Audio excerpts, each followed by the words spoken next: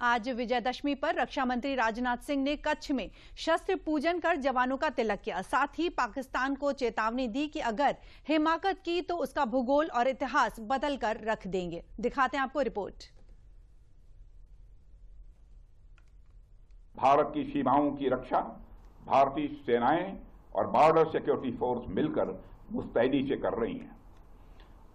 अगर सरक्रीक इलाके में पाकिस्तान की ओर से कोई भी हिमाकत की गई तो उसे ऐसा करारा जवाब मिलेगा कि इतिहास और भूगोल दोनों बदल जाएंगे। मेरे साथियों, गुजरात के कच्छ से उठी रक्षा मंत्री राजनाथ सिंह की यह हुंकार आतंक के सरपरस्त पाकिस्तान के लिए सीधा ऐलान है कि अगर पाकिस्तान भारत की सरजमी पर अपनी नापाक निगाह रखेगा तो भारत इस हिमाकत के जवाब में पाकिस्तान का समूचा इतिहास और भूगोल बदल कर रख देगा। दरअसल हाल ही में पाकिस्तान ने सरक्रीक इलाके से जुड़ी सीमा पर मिलिट्री इंफ्रास्ट्रक्चर बढ़ाने का काम किया है, जिसका नतीजा बताते हुए रक्षा मंत्री राजनाथ सिंह ने पाकिस्तान को उसका इतिहास याद दिला दिया है।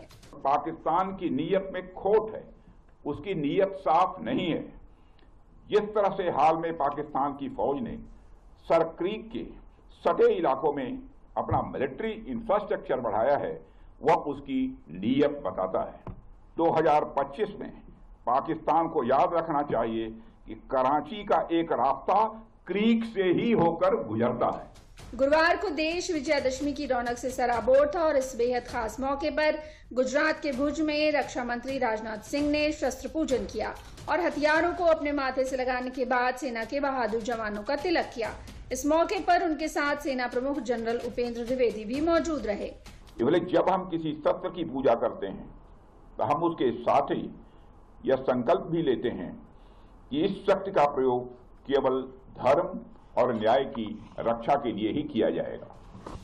भारतीय संस्कृति में शस्त्र पूजा एक महत्वपूर्ण धार्मिक और सांस्कृतिक परंपरा है, जिसका संबंध शक्ति, धर्म और न्याय के प्रतीकों से रहा है।